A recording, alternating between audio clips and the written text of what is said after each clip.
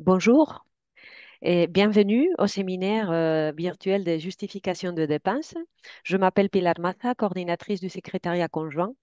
Et avant de passer à vous présenter les personnes qui vont faire toutes les présentations sur ce sujet des justifications des dépenses, on souhaiterait vous rappeler qu'il est très important de ceci, d'enregistrer les dépenses sur la plateforme SIGEFA.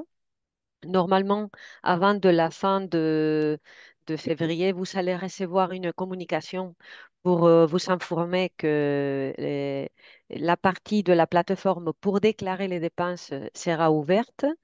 Et bon, on vous prie d'être bien attentif à votre courriel électronique parce que c'est très important pour le programme, comme vous le savez, parce que dans le café POCTEFA avec les gestionnaires des projets, et vous avez reçu cette information de bien déclarer toutes les dépenses qui est possible. Et d'autres informations importantes sur ce séminaire virtuel, c'est que comme tous les autres séminaires du programme, et celui-ci est enregistré et sera mis à disposition dans le site web. Vous allez recevoir aussi cette information. Et pour la partie des questions, il y aura une partie, et mes collègues vont vous dire comment vous pouvez poser des questions et qui seront répondues dans le séminaire. Bon, j'ai le plaisir de vous présenter une partie de l'équipe des contrôleurs de premier niveau France, et Monsieur Rapier et Monsieur Chasserio du cabinet de DC Consultants, et aussi Monsieur Oubion de Europem, et finalement Monsieur Petron de Deloitte, ainsi que mes collègues techniciens financiers du secrétariat conjoint, Émilie Lalanne et Sylvia Fernandez. Bon, je vous laisse avec eux et merci à tout le monde de votre écoute. Merci Pilar, je prends donc le relais de cette présentation euh, qui va s'articuler alors sur les aspects importants du manuel du porteur de projet. Alors pourquoi? Parce que lors de notre dernier webinaire, où vous avons expliqué comment saisir les dépenses, la plupart des questions concernaient quels étaient les justificatifs attendus et un certain nombre des questions en fait enfin, des réponses étaient déjà contenues dans le manuel, donc il nous semble important que vous appreniez bien à manipuler ce manuel et que vous vous référiez à lui. On va venir un peu plus loin on va travailler d'abord sur les dépenses de personnel et on va faire des compléments à ce qui n'est pas encore dit dans le manuel. Et donc dans cette première partie, donc, comme vous le voyez, il y aura une partie où on fera des questions via Slido, donc une petite application, vous aurez un QR code qui apparaîtra sur l'écran pour préparer vos questions. Donc, on aura un premier échange de questions sur les dépenses de personnel, puis un deuxième échange sur les autres catégories de dépenses que vous puissiez avoir avec un focus sur la commande publique. Donc, il y aura deux temps sur cette typologie de catégorie de dépenses. Donc, je vais vous partager le manuel pour vous rappeler quels sont les outils qui sont à vos dispositions. Nous vous rappelons que le manuel se trouve, donc il vous suffit de mettre dans votre barre de navigation poctefa.eu ou tomber sur notre site internet. Alors, nous, il nous apparaît directement en français. Donc, on le passe en français.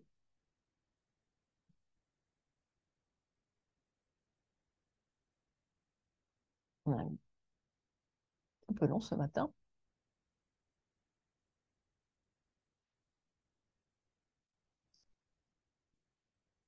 Les joies du direct, je vous prie de m'excuser.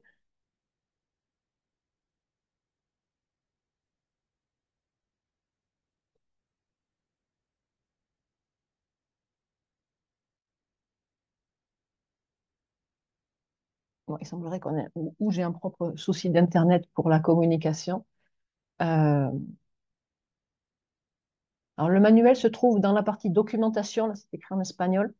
C'est alors, il y a écrit boîte à outils en français, normalement, sur ce point-là, mais alors, je n'en connais pas la raison. On essaiera peut-être plus tard. Mais là, ça ne fonctionne pas. Dans Dans cette partie où vous avez dans documentation la boîte à outils, vous trouverez le manuel du programme qui est ici. Donc, ce manuel se compose de différents aspects et dans les aspects qui vous intéressent particulièrement concernant les dépenses, les différentes typologies de dépenses, elles sont détaillées ici. Donc, on va les reprendre. Donc, frais de personnel. Donc, on vous rappelle que vous allez présenter les frais de personnel qui étaient prévus dans votre candidature. Il est question du personnel qui est employé directement par l'entité partenaire et qui travaille à la mise en œuvre du projet. Donc, c'est-à-dire que vous ne pouvez pas présenter le personnel d'autres entités que vous-même. Euh, il se réfère exclusivement au coût des activités et ces frais de personnel comprennent surtout uniquement les salaires. Je rappelle à toute fin utile que les chefs d'entreprise qui n'ont pas de salaire à présenter, c'est-à-dire les dirigeants, ne sont pas éligibles puisqu'on a un problème de justificatif de dépenses. Euh, donc, ça pour rappeler que les heures supplémentaires sont éligibles. Les autres coûts directement liés aux salariés, on a la couverture de la sécurité sociale, etc., la retraite, tout qui apparaît sur un bulletin de salaire. Et voici pour le principe général. Donc, les frais de personnel sont calculés individuellement pour chaque salarié. Ça signifie que vous allez faire une saisie pour chacun des salariés, en fait, une saisie de dépenses. Sur le programme, nous vous rappelons qu'il faut une feuille qui dédie de dédication du temps qui vous permet d'indiquer. Donc, nous avons un modèle qui vous est fourni. Il est en bas de page, ce modèle d'attribution des tâches. Et nous vous rappelons qu'il a été modifié au mois de janvier. Alors, j'espère qu'il va fonctionner. Mais effectivement, il y a peu de chance puisqu'on a un petit problème de saisie ce matin, un petit problème avec le site Internet. Donc, on va le voir, il est par ailleurs sur le PowerPoint. Donc, nous vous invitons à lire très bien tout ce qui est indiqué sur cette partie du manuel. Et je reviens sur le PowerPoint, puisqu'on va voir, concernant la saisie des dépenses de personnel, il faut créer une dépense pour chaque salarié imputé au projet. Donc, par exemple, le salaire 2024 de la chargée de mission, vous créez la ligne chargée de mission, vous allez poser toutes ces dépenses de 2024, on attend les bulletins de salaire, on passera de détails à nos collègues contrôleurs. Une exception, cependant, va vous demander de créer deux lignes dans le cas de personnel imputé aux dépenses de préparation. Je vous rappelle, les dépenses de préparation sont les dépenses qui sont antérieures au début du projet et qui représentent les gens qui ont travaillé à l'animation des réunions, quand vous vous êtes réunis pour créer votre candidature, et c'est tout ce qui est antérieur à la date que vous avez fixée dans le formulaire de candidature pour commencer votre projet. A priori, et logiquement, le pourcentage d'imputation de la personne, si vous n'était pas à 100%, certainement sur le projet. Donc, c'est pour ça qu'il faut créer une deuxième ligne pour les dépenses de préparation. Une dédiée pour le chargé de mission qui a participé à quelques réunions et indiqué son pourcentage, et un autre pour quand il commence sa mission. Donc, il faudra remplir deux fiches. Là, vous avez le résumé du modèle qui est en ligne. Vous devrez indiquer le nom du projet, le nom de la personne employée. Il faudra préciser les tâches qu'elle a effectuées, indiquer le pourcentage de son temps de travail qui est consacré à l'exécution des tâches POC-TEFA. Et la nouveauté par rapport au modèle qui vous a été fourni auparavant depuis le mois de janvier, c'est que le projet, que vous devez indiquer 100% de votre temps de travail euh, sur en intégralité. C'est-à-dire, si vous êtes à 30% sur POC-TEFA, vous allez indiquer le reste. C'est-à-dire, par exemple, je suis à 30% dédié à POC-TEFA, un pourcentage indiqué à d'autres projets, et par exemple, le pourcentage de gestion interne que vous avez avec le projet. La somme doit faire 100%. Pourquoi? Parce le contrôleur va tâcher, dans la mesure doit tâcher de s'assurer qu'il n'y a pas eu de surfinancement ou qu'il n'y a pas un moment donné où ça dépasse 100%. C'est la raison pour laquelle on vous demande euh, ce point-là. Il est évident que si vous recevez des fonds d'un autre projet a posteriori, parce que précisons-le, ce modèle doit être présenté et rempli avant le début du projet, avant le début de la mission, si vous recevez des fonds entre-temps, a posteriori, vous devez refaire ce modèle avec un autre document. Donc, vous devrez mettre en ligne les deux certificats d'assignation du personnel. Pour ceux qui auraient effectué sur l'ancien modèle, vous allez fournir l'ancien modèle dans un premier temps à mettre en ligne, prouver que vous l'avez fait à la bon, et remettre par la suite les suivants qui ont été modifiés, qui détaillent 100% des dépenses. Rappelez qu'il doit être doublement signé. Ça, la Cour des comptes a fait un rappel là-dessus et a indiqué qu'il fallait que ce soit signé par la personne salariée et par l'employeur. C'est important que ce soit signé par que ce soit double signé. Donc, on rappelle, à l'amont du projet, ça doit être signé au début de la période à qui il s'applique, le refaire si jamais il y a des modifications et le mettre en ligne avec un point spécifique pour les dépenses de préparation. Je passe la parole au contrôleur qui va faire un focus sur les dépenses. Donc, je vous invite à prendre la parole. Anthony, me semble que c'était... Oui, bonjour à tous. Alors, un petit focus sur les dépenses de personnel en lien avec ce que vient de nous présenter Émilie Lalanne. On sait déjà que ce qui est éligible sur les frais de personnel, c'est-à-dire la base salariale, c'est le salaire brut et les cotisations patronales. Donc ça, c'est les deux informations que vous devez reprendre sur les bulletins de salaire. Ensuite, l'article 7 du décret 2022-608, donc qui est le décret d'éligibilité des dépenses, précise trois types de documents justificatifs pour ce coût employeur: les bulletins de salaire, les DSN ou les journaux de paye. Nous, on insiste vraiment sur le fait de fournir les bulletins de salaire mensuels détaillés. Pourquoi? Parce que on doit s'assurer que ce qui entre dans le coût employeur est bien éligible au sens des règles d'éligibilité. Typiquement sur une DSN, on n'a pas le détail de ce qui est inclus au salaire brut ni des charges patronales. Donc forcément, si vous nous transmettez une DSN, on vous demandera obligatoirement de transmettre les bulletins de salaire en plus. Donc c'est pas dans votre intérêt de fournir deux fois les documents, autant transmettre tout de suite les bulletins de salaire. Les journaux de paye peuvent être aussi être acceptés à la condition d'avoir des journaux de paye détaillés. Encore une fois, on doit bien avoir l'ensemble des lignes qui comprennent le salaire brut et les cotisations patronales. Donc ça, c'est très très important. Ça nous évitera beaucoup d'allers-retours entre vous et nous. Voilà. Ensuite, Alors, pardon, allez-y. Anthony. Non, Ouais. simplement rappeler que cette slide a été demandée parce que vous êtes nombreux à nous demander, oui, mais les bulletins de salaire et la confidentialité de la RGPD. Donc, Anthony, je vous laisse présenter la slide sur la RGPD. Exactement. Bon, la RGPD, de toute façon, pour introduction, vous savez que nous, en tant que contrôleur, on a une obligation de respect des données, de confidentialité dans le cadre de notre travail, toutes missions confondues. À l'heure actuelle, les bulletins de salaire font foi. Et en termes d'RGPD, effectivement, sur un bulletin de salaire, on n'a pas besoin d'avoir toutes les informations.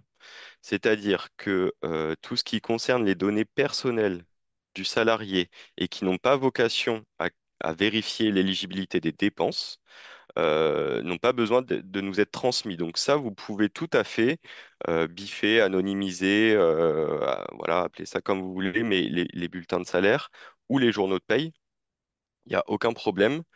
Euh, je pense plus en détail à la slide suivante, Émilie, peut-être, parce que elle est assez claire. En termes d'exemple, le numéro de sécurité sociale, l'adresse postale et le prélèvement à la source sont des éléments personnels de chaque salarié dont on n'a absolument pas besoin pour réaliser notre contrôle. Donc ces éléments-là, vous pouvez tout à fait les anonymiser avant de nous transmettre les bulletins de salaire.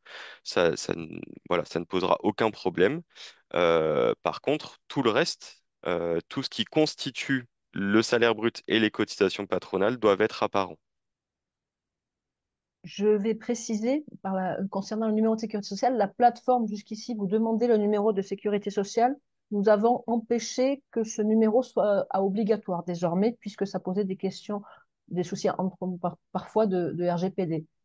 Par ailleurs, simplement pour revenir sur l'autre point, certains d'entre vous ont des responsables RGPD dans leur structure. Vous avez ici le lien, qui est en fait en bas de lien de notre page POCTEFA, où vous avez les enregistrements sur les données, où vous verrez qu'est-ce qu'on fait de vos données, comment on les conserve, etc.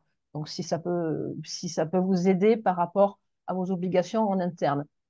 Euh, donc, voilà un peu pour les différents points sur le personnel. Nous vous invitons donc, vous pouvez scanner ce QR code avec vos téléphones portables ou écrire slido.com en insérant le numéro qui est suivi du hashtag ici pour poser vos questions.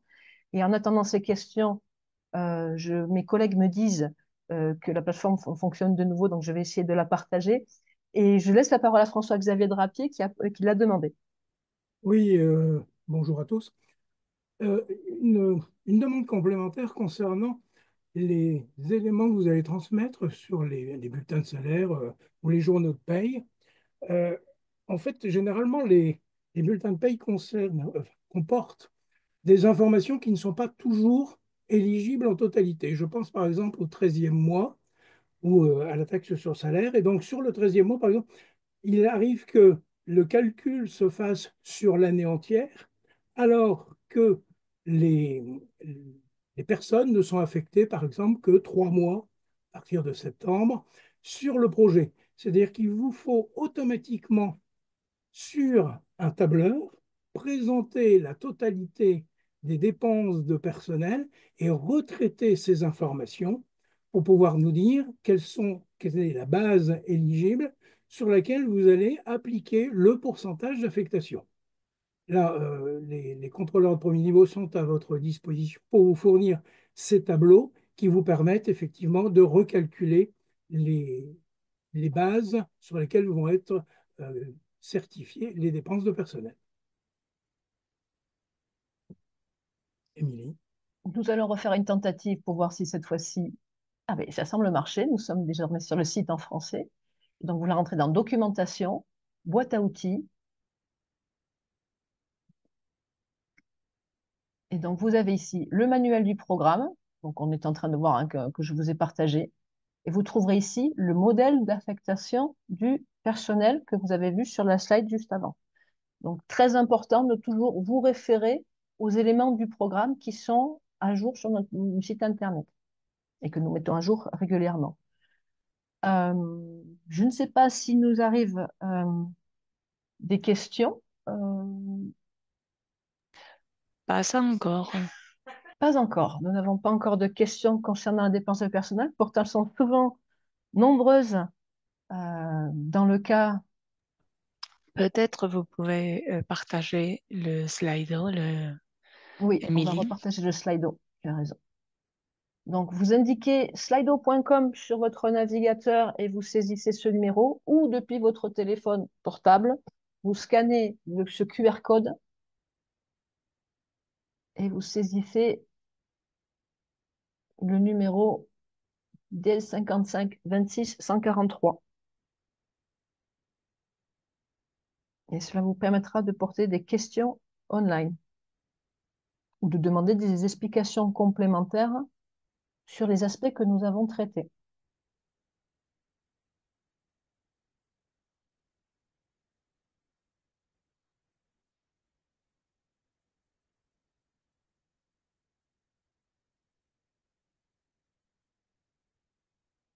Donc, encore une fois, hein, nous protégeons vos données, la plateforme est sécurisée, elle est anonymisée.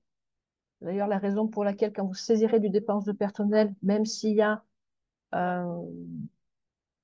même s'il y a des, comment dire, excusez-moi, j'ai perdu le fil.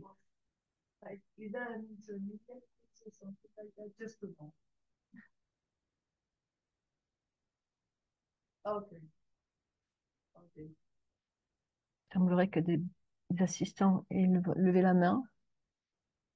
Non.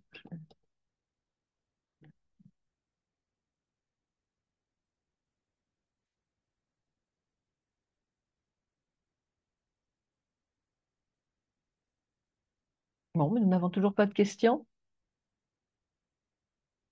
Oui, donc je reprends le fil. La plateforme, en fait, vous permet de mettre le nom de la personne, de charger son contrat, mais cet aspect-là, cette rubrique-là n'est pas accessible de vos autres partenaires. C'est ce que j'essaie de vous dire. Il apparaîtra anonymisé de façon anonymisée selon un numéro. Charge à vous de ne pas mettre dans la description le nom de la personne si vous ne souhaitez pas qu'elle apparaisse.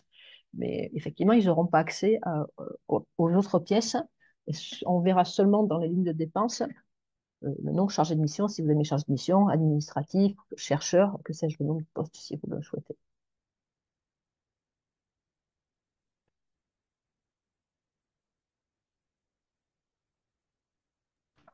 Émilie, apparemment, il y a un problème avec Slido. Donc, on est en train de voir ce qui s'y passe. D'accord?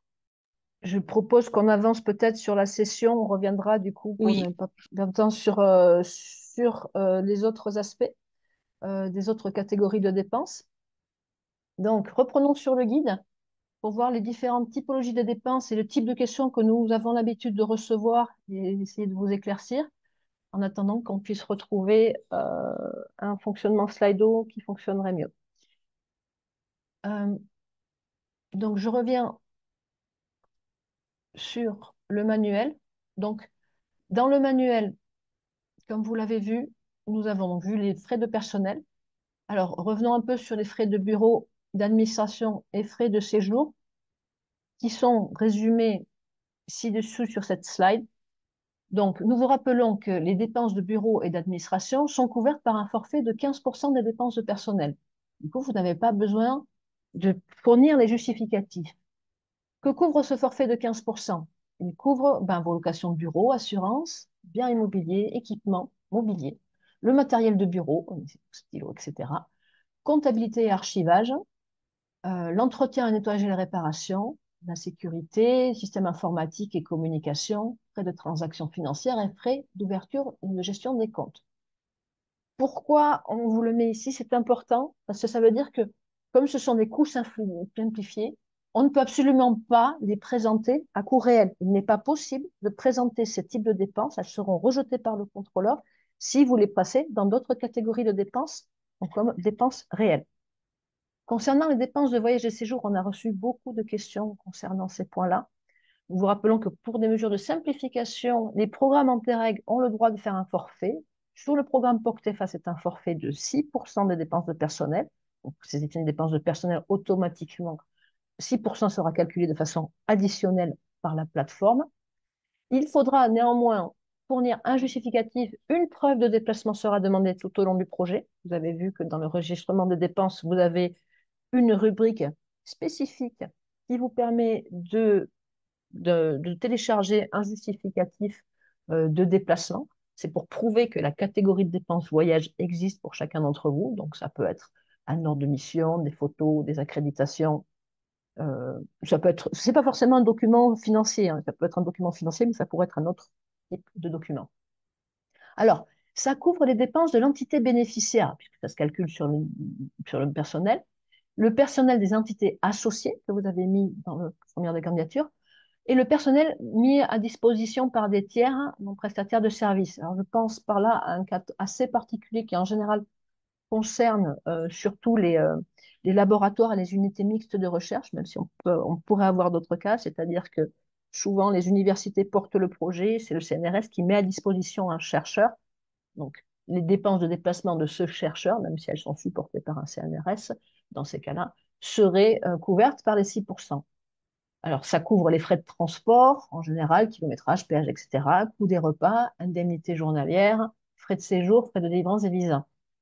Alors, qu'est-ce que ça signifie en creux? C'est que comme c'est couvert par un forfait à coût simplifié, on ne peut absolument pas trouver de dépenses dans les dépenses externalisées, de dépenses qui concerneraient les personnels, les entités bénéficiaires ou les entités associées dans les dépenses réelles, dans les autres catégories de dépenses. Pour être bien clair, ça veut dire que vous ne pouvez pas louer une voiture, puisque ce serait couvert pour un déplacement, puisque ce serait couvert par les 6% si c'est pour déplacer le personnel qui est à l'intérieur. Alors, on reçoit souvent la question sur les dépenses de mobilité, genre, vous êtes une école, vous voulez déplacer un autobus d'élèves. Souvent, dans ce projet de mobilité, vous avez ce genre de choses. Vous pouvez louer l'autobus pour mettre, pour les élèves qui ne sont pas membres personnels de l'entité bénéficiaire ni associés. Ça, c'est éligible. Par contre, en principe, il ne devrait pas y avoir le personnel de l'entité bénéficiaire dans le bus, pour vous expliquer. Si vous faites un catering parce que vous invitez vos partenaires et vous leur payez le restaurant, c'est couvert par les 6% de chacun des membres des partenaires par leurs 6%. Ça veut dire que vous ne pouvez pas le passer comme dépense réelle. Ça ne peut être valide que pour les personnes qui ne sont pas membres de votre entité ou de vos partenaires dans le projet. Donc voilà pour ces aspects-là, et ça, c'est un point focus qui est très important. Concernant les frais de service externe, donc vous rappelez de quoi? Alors, ça peut être des études, organisation de cours de formation, service de traduction. Vous nous contactez parfois quand vous avez un doute. N'hésitez pas à contacter le secrétariat conjoint ou le contrôleur qui rentrera en contact avec vous dans le futur pour demander comment ou à quel endroit, parce qu'il y a parfois des zones un petit peu grises entre un aspect ou un autre. Donc là-dessus, on vous accompagne. Donc toujours, les dépenses doivent toujours être supportées par l'entité partenaire. Important, rappelez qu'il faut prouver la bonne gestion financière. Donc le contrôleur, il va vérifier que les coûts ne sont pas totalement aberrants, qui sont liés à l'opération. Alors il est évident que si c'est déjà prévu dans le formulaire des candidatures, c'est plus facile. S'il y a une légère déviation, le contrôleur est fondé à vous demander beaucoup plus de documentation pour s'assurer que c'est lié au projet. Et alors, dans ces externalisations, on verra que ce n'est pas spécifique à cette catégorie de dépenses et on va passer la parole un peu plus tard sur les aspects de commande publique. Donc ça traite sur les différentes typologies de dépenses. Il convient d'établir donc ce que je vous ai expliqué, on distingue les frais d'administration, tout ce qui est coût simplifié de ces aspects-là. On ne peut pas les présenter au réel. Nous vous rappelons que vous ne pouvez pas vous facturer entre vous conclure du contrat entre les membres du projet. Hein, on ne peut pas faire de facturation entre vous. Nous vous recommandons, alors les facturations de services internes, c'est extrêmement complexe et nous vous demandons de prendre contact avec le contrôleur dans ces cas-là parce que vraiment c'est vraiment une des difficultés puisqu'il faut justifier des prix du marché, il faut justifier des paiements de ces facturations, ça ne peut pas être juste une saisie comptable. Donc voilà pour ces points-là. Les paiements anticipés de facture ne peuvent être acceptés que seulement s'ils correspondent à une pratique commerciale. Donc là-dessus, nous vous invitons à lire bien clairement. Tout est indiqué dans le guide. Donc, 9 fois sur 10, quand on reçoit vos questions, on se reporte au guide et c'est à l'intérieur du guide. Voilà pour ces aspects-là. Rappelez que vous avez des frais d'équipement qui fonctionnent grosso modo comme les frais d'externalisation de services. Là, le point particulier est sur l'amortissement. Donc, vous rappelez qu'il faut amortir vos amortissements de la même manière que dans la comptabilité, en fonction de l'acquisition du projet. Donc, vous avez les exemples qui sont ici. Donc, vous laisseront me poser des questions sur ces aspects-là si vous avez des doutes. Et vous rappelez, donc je vais après passer la main. Donc, ce travaux infrastructure, pensez notamment au permis de construire, tout ce qui est environnemental, etc. Donc ça, ce sont les aspects importants du guide à ne pas oublier. Je vais passer la parole puisque dans cet aspect-là, ce qui est important, ce sont les aspects de commande publique qu'il faut absolument apporter. Donc, je laisse la parole aux collègues contrôleurs pour nous expliquer les aspects de commande publique. Oui, effectivement, comme le disait Émilie, on va sur ces dépenses au réel, on vous demandera effectivement d'avoir les factures en tant que preuve comptable de la dépense, mais aussi les preuves de réalisation, donc vérifier pour nous que la prestation a bien été réalisée, que l'équipement est disponible. Donc ça, c'est la partie réalisation de la prestation ou de l'équipement. Et au-delà de ça, sur toutes ces dépenses réelles, il y a le sujet de commande publique ou en tout cas de mise en concurrence, si on veut globaliser avec les procédures inférieures au seuil. Euh, pour nous, CPN, l'objectif sur cet aspect-là, c'est de vérifier que les dépenses soient réellement inférieures au seuil MAPA. Donc ça, c'est ce qu'on a sur cette première slide. Donc c'est le sujet de la division artificielle. Alors c'est un grand mot, on va revenir dessus juste après. Encore, Euh, pardon.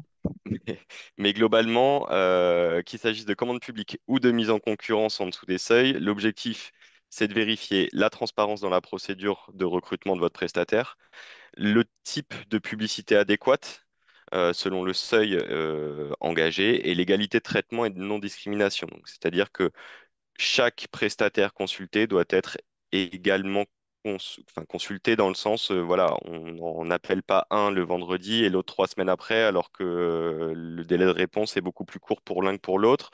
La non-discrimination, c'est de mettre des clauses, typiquement une clause géographique. Ça, c'est de la discrimination, ça, c'est une irrégularité majeure qu'on voit dans les procédures de consultation. Donc faites bien attention à ça.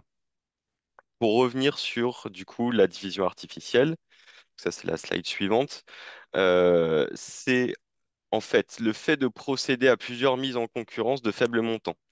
Je vais vous prendre un exemple un peu plus parlant.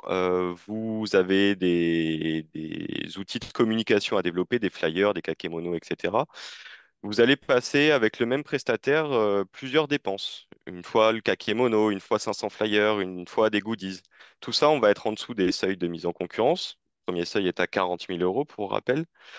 Euh, Sauf que là, on est peut-être dans une division artificielle. C'est-à-dire que vous auriez peut-être pu passer une procédure de marché avec ce prestataire-là pour englober tous les outils de communication. C'est ça qu'on doit vérifier. Et c'est là où on est euh, potentiellement, si on voit qu'il y a un risque, si on voit qu'il y a une récurrence sur la typologie de dépenses et des prestataires, vous demandez plus de justificatifs, plus de justification. Donc c'est là où on dit que ça se fait sur l'ensemble des dépenses du même type ou du même prestataire et que ça peut entraîner effectivement des vérifications en dehors des dépenses présentées. On ne vous donnera pas plus de détails sur ce sujet-là tout de suite parce qu'on est aussi en discussion avec la CTP, avec les autorités sur ce point-là pour voir où se limitent les justificatifs à vous demander. Donc ça sera du cas par cas. Mais voilà, on tenait à mettre un petit focus quand même sur cette division artificielle parce que c'est ce qu'on retrouve souvent et ça fait partie des points de vigilance de la Commission européenne. Donc faites très attention à ça. Bon, je ne sais pas si c'est nécessaire forcément de décrire les deux cas possibles, hein. C'est un peu l'exemple que j'ai fourni à l'oral. Pour revenir là-dessus, comment on vérifie ça? En fait, pour chaque type de dépense, on va vérifier l'absence de récurrence d'un fournisseur ou d'un prestataire. L'idée, c'est de pouvoir vous demander, voilà, sur une période donnée, de nous sortir ou de nous justifier toutes les prestations d'un même prestataire pour voir la récurrence. C'est ça l'idée. De manière exceptionnelle, on pourra vous demander de fournir des extractions comptables. Là, l'objectif, c'est de vérifier comptablement comment est-ce que vous avez divisé artificiellement vos commandes. Euh, Ensuite, il y a plusieurs possibilités. Soit une correction est nécessaire, soit elle n'est pas nécessaire. Et si, en l'occurrence, il faut mettre une correction, on prendra certainement la tâche des autorités pour voir le degré voilà, de sécurisation des dépenses et le degré d'irrégularité en lien avec cette division artificielle. Ce qu'il faut retenir quand même, c'est que c'est pas parce qu'il y a eu division artificielle qu'il y aura forcément correction, pénalité financière. Ça sera du cas par cas et ça sera à vous de nous justifier que vous avez fait ce qu'il fallait pour essayer de respecter les règles en matière de mise en concurrence et de commande publique. Je complémente du coup pour rappeler que dans le manuel du POCTEFA, vous avez le lien vers la note de guidance de la Commission qui indique les corrections financières qui sont appliquées dans chaque typologie d'irrégularité. Je passe à la slide suivante du coup, Anthony, je vous laisse. Ouais, tout à fait. Donc une fois qu'on a géré cette question de séparation artificielle, là on ira vérifier les principes généraux de la commande publique. Soit vous êtes sur des contrats inférieurs à 15 000 euros hors taxe. Et donc là, par contrat, on entend bien la totalité des contrats, d'accord, de la procédure. Donc là, vous avez la méthode la plus simple pour passer cette mise en concurrence, c'est la consultation de trois prestataires, puis une justification de leur comparaison d'offres. Euh, Ce qu'on retrouve souvent, et ça c'est une autre possibilité, c'est l'explication d'un porteur qui nous dit qu'il a choisi ce fournisseur pour des raisons techniques, pour des raisons d'essai, etc. Donc ça, c'est une justification valable dès lors que vous nous transmettez une attestation sur l'honneur signée par la personne en charge de l'achat et qui doit être très clair sur pourquoi est-ce que vous avez choisi ce fournisseur sans mise en concurrence. Pour les contrats supérieurs à 15 000 euros hors taxe, là, il n'y a pas trop de possibilités. Il faudra 3 devis. Il faudra aussi nous transmettre les preuves de consultation. Donc là, c'est ce qu'on a appelé preuve de démarchage. C'est les emails envoyés, c'est les demandes sur les sites des fournisseurs, hein. Conservez bien aussi les demandes de devis qui peuvent être faites en ligne et pour lesquelles vous n'avez pas forcément de réception mail. Euh, et puis surtout, il faudra que vous nous expliquiez comment vous avez choisi les prestataires consultés et comment vous avez fait votre choix.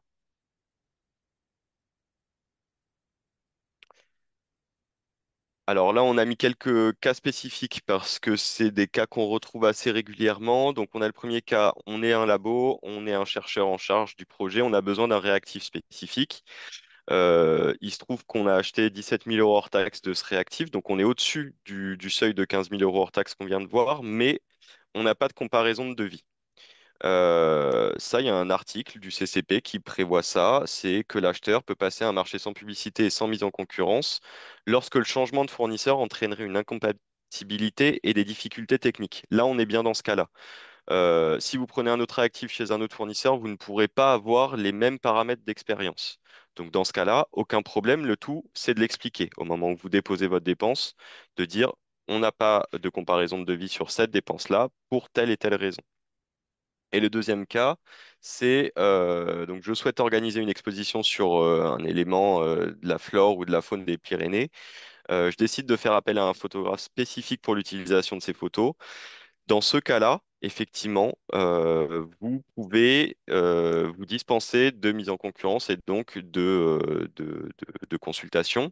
C'est l'article 21-22-3 du CCP. Vous pouvez passer, pour des raisons là, techniques ou l'acquisition d'une œuvre d'art ou d'une performance artistique unique, une procédure sans publicité et sans mise en concurrence. Euh, Attention à ne pas trop en abuser non plus. Tout n'a pas une vocation technique, tout n'a pas une vocation artistique. Il faut vraiment qu'il y ait un impact sur les tâches du projet.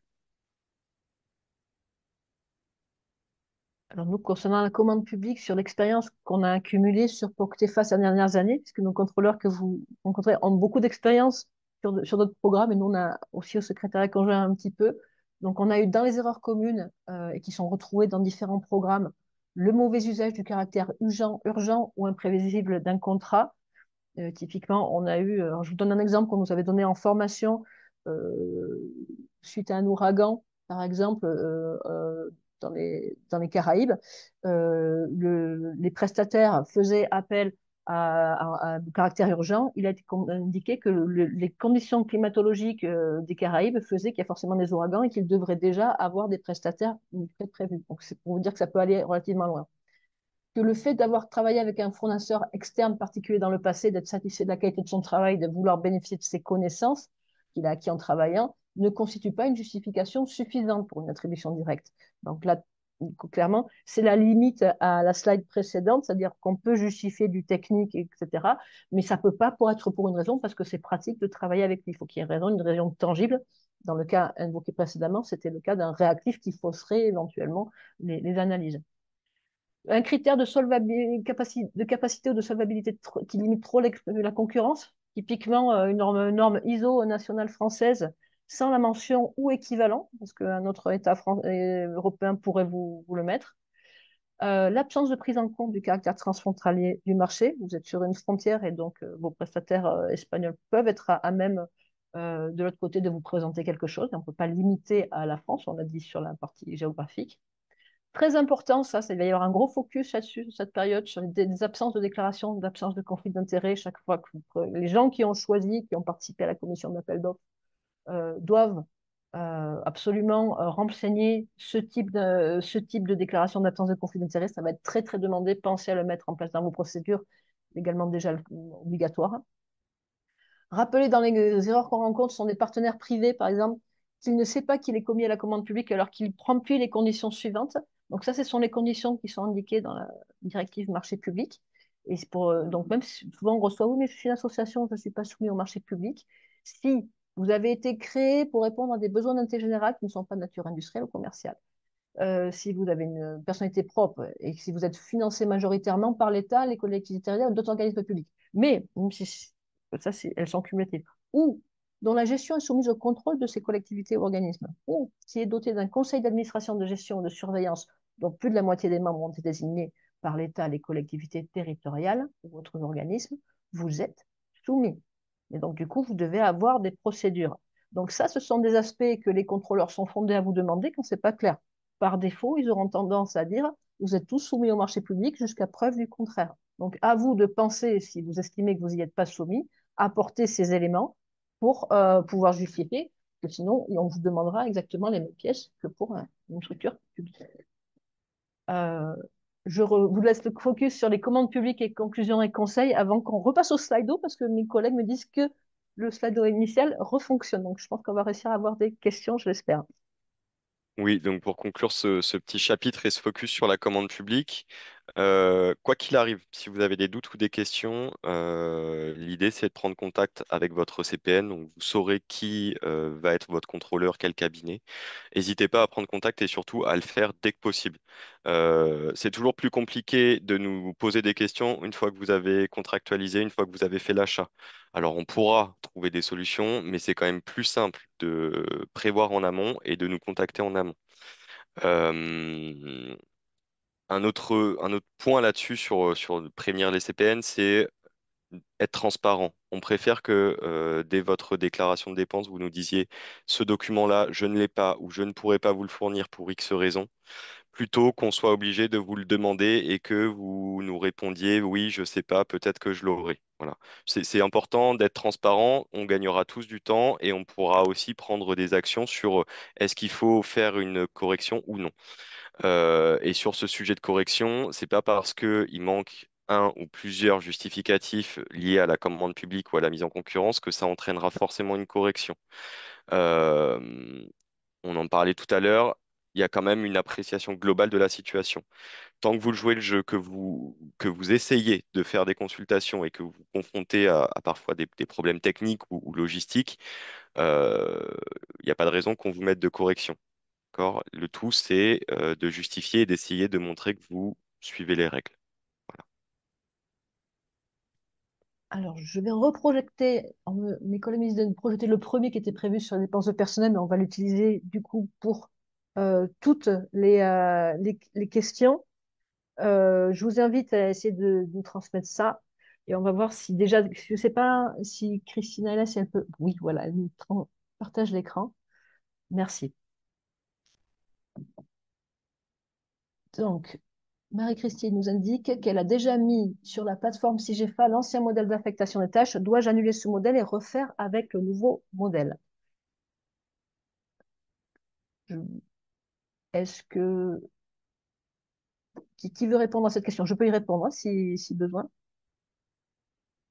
Comme je l'ai dit d'ailleurs, hein, je l'ai dit, nous vous invitons à refaire le modèle, même si vous avez déjà la plateforme. Donc, laissez l'ancien, parce qu'il a été a priori signé avant le début, et vous fournissez le nouveau, qui devrait dire le même pourcentage d'éducation, mais qui nous informera. Je vous dis, la chose qui change, c'est qu'on va vous demander le reste de la répartition, alors qu'avant, l'ancien modèle vous disait juste uniquement le pourcentage de l'éducation. Là, vous avez l'intégralité. Donc oui, faudra fournir les deux. Concernant les dépenses liées au travail d'association ou de bénévoles, dépenses de transport, nourriture, éventuellement logement, doit-on demander une facture de leur part? Alors, je peux y répondre si les contrôleurs, si vous le souhaitez. Je vous rappelle que le bénévolat n'est pas autorisé, donc vous ne pouvez pas le présenter dans les dépenses de personnel. Par ailleurs, les bénévoles, du coup, seraient en dehors de la structure et ne seraient pas couverts par les 6%. Donc, a priori, concernant ces dépenses de transport, éventuellement de logement, il serait possible de présenter, mais du coup, il faudra avoir bien une facture et un listing super exhaustif des personnes qui ont été facturées et qu'on puisse s'assurer qu'elles ne font pas partie du personnel de la structure, ni des partenaires associés, ni des partenaires du projet, pour s'assurer qu'ils ne sont pas dans les 6%. Donc, si vous arrivez à justifier, avoir des pièces justifiant ça, vous pourrez présenter des dépenses au réel éventuellement sur ces aspects-là.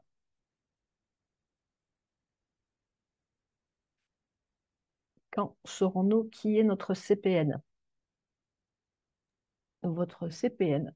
Ce sont les personnes qui en parlent aujourd'hui. Merci Anthony. Donc, il s'agit des entreprises. Alors, sur la dernière slide de la présentation, ce sont les entreprises des Descentes Consultants Aquitaine, Deloitte et Europe M. Ce sont les trois entreprises qui sont contrôleurs de premier niveau, qui ont d'expérience sur d'autres projets de coopération et qui seront les contrôleurs sur le contrôle de premier niveau sur cette période. Et ils vous contacteront, ils vont se répartir les opérations, ils vous contacteront. Donc, c'est à ce moment, au moment de ce contact que vous saurez quelle est l'entreprise qui s'occupe de vous et quel sera le technicien qui s'occupera de vous. Oui, pour compléter, donc nous attendions effectivement ce webinaire pour nous présenter dans un premier temps, et surtout, suite à cela, nous allons prendre contact. La répartition entre les différents cabinets a été faite. Nous allons maintenant vérifier qu'il n'y a pas de conflit d'intérêts entre nous, et nous allons très prochainement prendre contact avec vous pour justement voir où vous en êtes au niveau des déclarations et si vous avez besoin d'un coup de main. Donc vous saurez très rapidement dans les semaines qui viennent quel est le cabinet et quel est le contrôleur qui suivra vos déclarations de dépenses. Question suivante. On certifie un pourcentage d'affectation par agent, c'est une moyenne sur l'année. Mais dans la réalité, le temps sur le projet est différent selon les mois. Un souci? Alors, a priori, non. C'est un lissage. C'est une estimation. C'est pour ça que le document est signé à l'amont. En l'ensemble, vous prévoyez ça. Je ne sais pas si côté contrôleur, vous souhaitez apporter une précision sur cet aspect-là.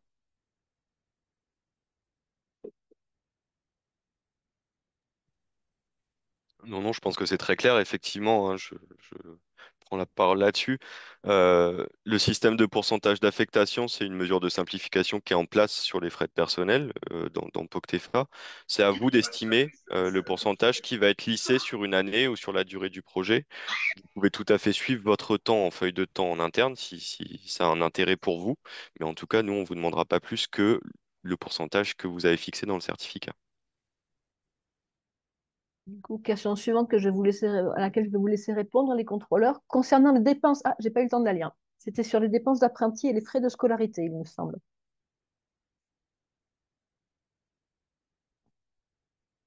Les frais de scolarité étaient éligibles dans le cas de dépenses d'apprenti. Pour ma part, je ne connais pas la réponse.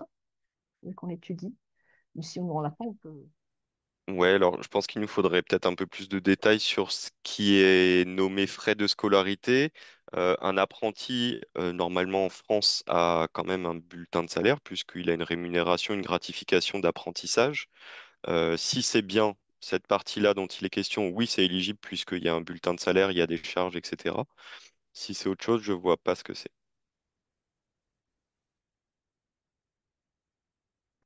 L'achat de petits matériels, gants et outils est à saisir dans le type de dépense équipement. A priori, oui. Après, il ne faut pas que ce type d'outils ne se corresponde à des dépenses qu'on a vues dans des dépenses administratives comme des stylos, par exemple.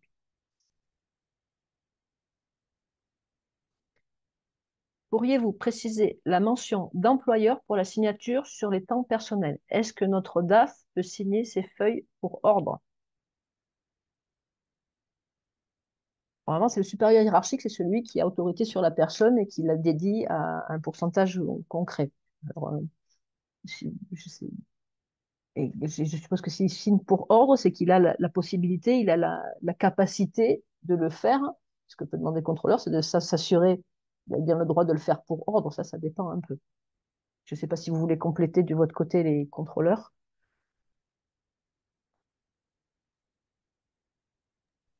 Bah oui, effectivement, ce qui pourrait être demandé dans ce cas-là, c'est la délibération qui donne procuration au DAF de signer. Mais bon, en soi, ça pose A pas de problème. priori. Dans le cas des dépenses partagées, comment créer le fournisseur quand il s'agit du chef de file?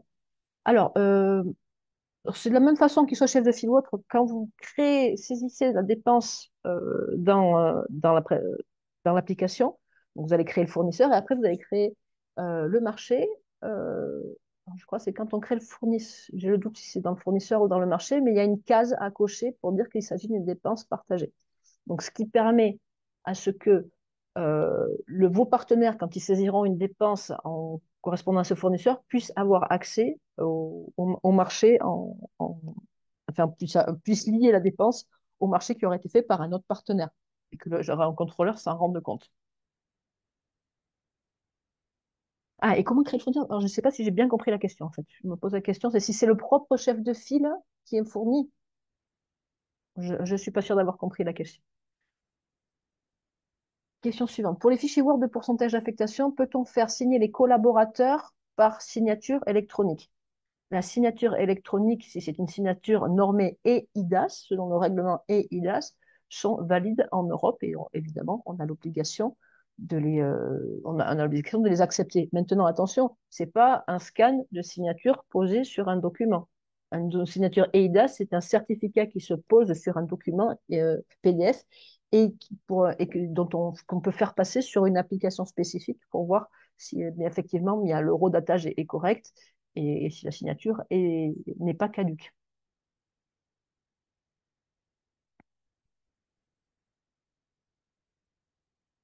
Question sur les primes que je passerai au contrôleur. Si j'ai bien compris, les primes sont donc éligibles, y compris les primes de partage de la valeur.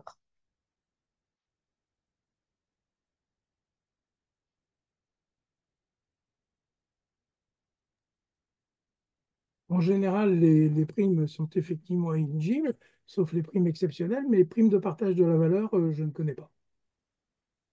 Il faudrait plus de précision. Ce sera à voir en cas individuel avec le contrôleur. En fait, je complète là-dessus. Les primes de partage de la valeur, on les voit depuis quelques années. C'est une prime qui a été mise en place par l'État, par le gouvernement Macron depuis quelques temps, qui est exonérée d'impôts, qui est éligible effectivement dès lors qu'elle soit prévue dans la structure. Donc, ce qu'on pourrait vous demander là-dessus, c'est la délibération, en tout cas l'équivalent, qui mette en place ce fonctionnement et cette prime avec le montant et les modalités de versement. Question suivante. Si le pourcentage réel de dépenses de personnel dépasse le pourcentage de dépenses de personnel figurant dans le budget initial, ce dépassement sera-t-il pris en compte? Alors là, comme c'est une règle du programme, je vais me permettre de répondre. Je vous rappelle qu'il y a une flexibilité de 25% globalement de chaque catégorie de dépenses. Ça veut dire que la somme des dépassements de chaque catégorie de dépenses, positif, donc, ne peut pas dépasser 25% du coût global du projet. Ça donne pas mal de latitude si concrètement, une personne, vous l'aviez prévue à 40 000 et elle est à 42 000 à l'arrivée ou même à 50. D'autant plus qu'à l'intérieur même de la catégorie de dépenses personnelles, c'est global. Donc, c'est la somme des dépassements de chaque catégorie de dépenses, inclus des coûts simplifiés, qui, où se vérifient les 25%.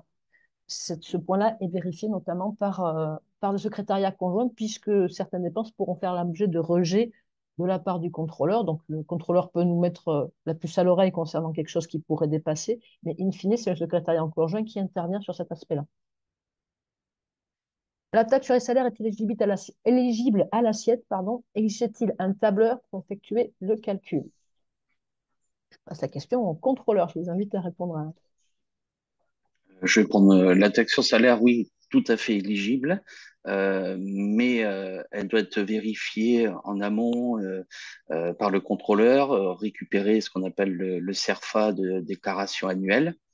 Donc, ça sera un point à voir avec votre contrôleur lorsque vous aurez le contact et il pourra fournir un tableau d'aide au calcul. Ouais, et je complète juste en disant que effectivement la taxe sur salaire est éligible. Par contre, l'abattement de la taxe sur salaire, qui est une mesure d'allègement, ne l'est pas. Donc c'est bien ça qu'il faut retraiter. Important, oui. Pour une prestation de 500 euros, il faut aussi une comparaison de 3 offres. Je laisse les contrôleurs répondre, mais je peux déjà vous rappeler que la mise en concurrence est dès le premier euro. Cependant, dans vos structures, lorsque vous êtes soumis au marché public, vous devez vous doter en principe de vos procédures internes de marché et cela dépendra de ces procédures. Elles sont à fournir. Vos procédures internes de marché seront à fournir. En général, aucune des structures ne dispose de seuil aussi bas. Ça commence généralement dans vos structures autour de 5 000 euros quand on vous demande dans vos propres procédures internes d'avoir une comparaison. Est-ce que vous souhaitez compléter du côté, je ne sais pas si vous souhaitez compléter du côté contrôleur? On passe à la question suivante. Bonjour, pour un repas au restaurant avec 2 personnels du projet et 2 personnes extérieures, il faudra présenter seulement 50% de la facture en coût réel. Alors, oui, effectivement, dans ces cas-là, il faudrait surtout la liste des personnes qui étaient au restaurant et effectivement seulement la part des personnes extérieures qui seraient dessus. Alors, chacun fait sa petite note. Personnes extérieures, mais il ne faut pas que ce soit vos partenaires du projet, puisqu'ils sont eux-mêmes couverts par le 6%.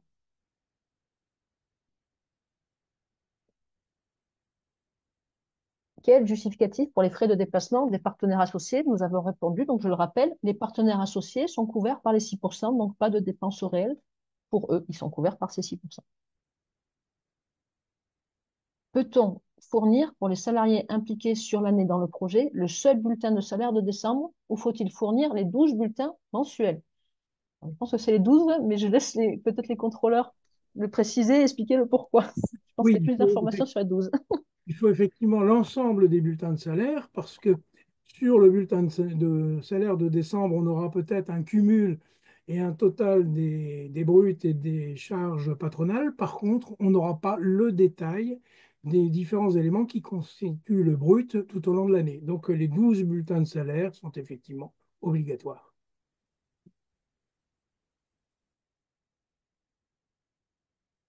Faut-il saisir une liste de dépenses par personne et par mois ou peut-on faire un global sur toute la période considérée si le taux d'affectation est constant? Très clairement, il n'est pas prévu qu'il y ait une ligne de dépenses par mois. Il faudra faire enfin, il n'y a pas de pourcentage qui varie. On ne va pas faire un mois à 10%, un autre à 30 ou 40. C'est un pourcentage qui s'applique sur la période. Il est indiqué dans le manuel, qui est normalement c'est sur tout le projet, qu'il est possible de le réduire à la période déclarée et que normalement seulement 2 modifications de ce pourcentage peuvent avoir lieu dans des cas exceptionnels pour des raisons spécifiques. Mais oui, une ligne de dépense, sauf pour les cas de préparation, comme on l'a vu au début de ce webinaire, et sur la période considérée. Toujours taux d'affectation constant. Donc, une ligne de dépense, sauf à vouloir le faire par mois, mais en général, c'est quand même, et je pense que les contrôleurs nous avaient indiqué ce point-là, c'est plus simple de le faire une seule ligne. Sauf cas particulier qui pourrait requérir 2 points, comme la préparation des dépenses. Quand on met un document sur SIGEFA, on ne peut pas le supprimer si erreur. Pouvez-vous ouvrir ces possibilités? J'ai le cas sur un personnel. Nous avons fait remonter cette erreur. Dans tous les cas, même si ce n'était pas encore le cas, effectivement, quand c'est une erreur de pièce jointe, normalement, vous pourrez l'éliminer tant qu'elle n'est pas déclarée. Donc ça a été demandé. Néanmoins, on chargez la bonne pièce derrière et on vous informera dès que ce sera possible de les éliminer. Nous espérons que ça soit fait d'ici une semaine. Si on doit faire une consultation 3 devis en dessous de 15 000 euros, cela ne tient pas compte des possibilités de la réglementation nationale France. Je ne comprends pas très bien la question.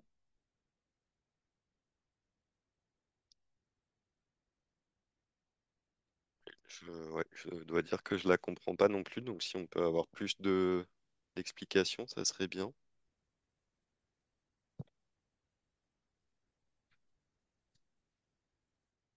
Bonjour, les stagiaires, thésards ou postdoctorants entrent-elles dans les frais de personnel?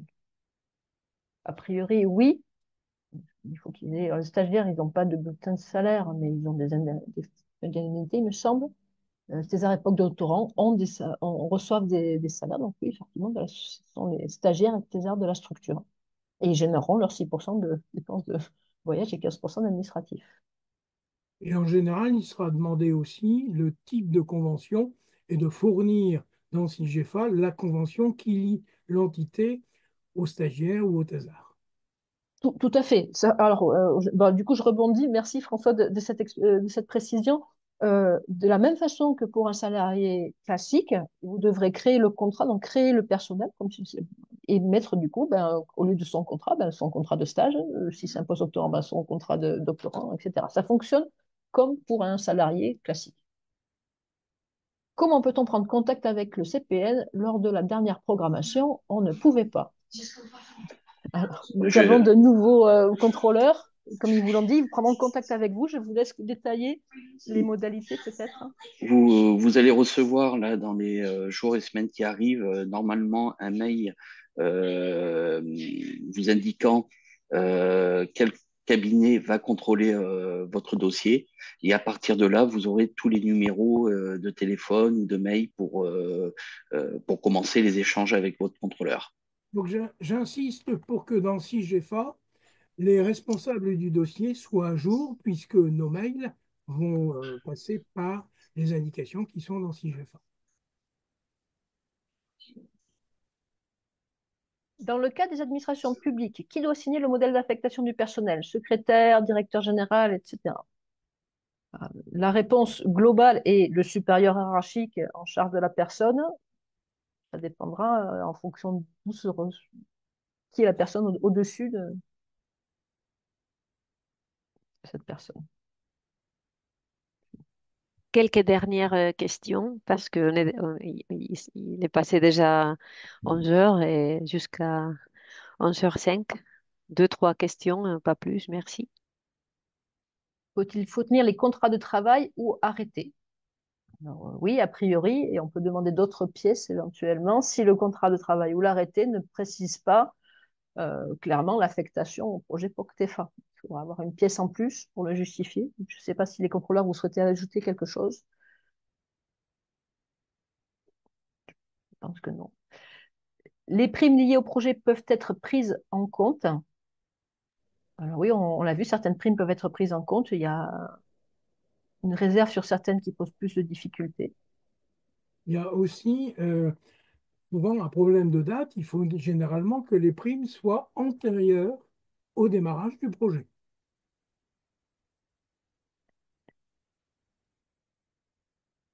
Pouvons disposer de l'Excel dont a parlé M. Drapier pour le calcul du salaire?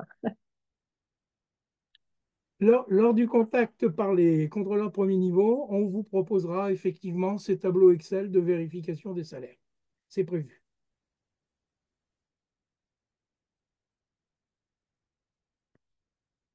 Quand pourrons-nous sélectionner communication dans les actions associées à une dépense? Alors, de la même façon, ça a été demandé au prestataire informatique. C'est comme pour le retrait des dépenses. Nous allons renvoyer. Donc, on nous fait signe qu'il va falloir qu'on mette un terme à cet échange qui s'est beaucoup concentré sur les dépenses de personnel.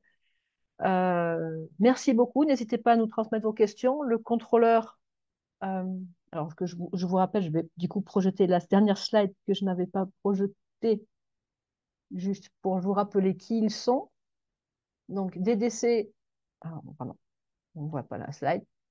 DDC, Deloitte, Europe M sont vos contrôleurs sur cette période 21-27 et prendront contact avec vous. Vous pourrez leur poser leurs questions en cas de doute. Voilà pour ces aspects. Nous vous Bon, remercions merci. de votre attention. Merci. Oui, Vas-y, Pilar, je te merci laisse. à toute l'équipe et de contrôleurs qui sont présentes, à Émilie et Sylvia du secrétariat. Et avant de finir, on vous rappelle, comme on a fait au début de la séance, qu'il est très important de ceci de enregistrer vos dépenses, que la semaine prochaine, normalement, vous allez recevoir un courriel et, parce que dans la plateforme SIGEFA, on pourrait déclarer les dépenses. Et n'hésitez pas à nous contacter comme d'habitude pour d'autres questions. Et, un dernier rappel qui est sur le site POCTEFA. Et le séminaire a été enregistré et on va le télécharger comme d'habitude. Merci à tout le monde et à bientôt. Ciao. Merci, au revoir. À tous.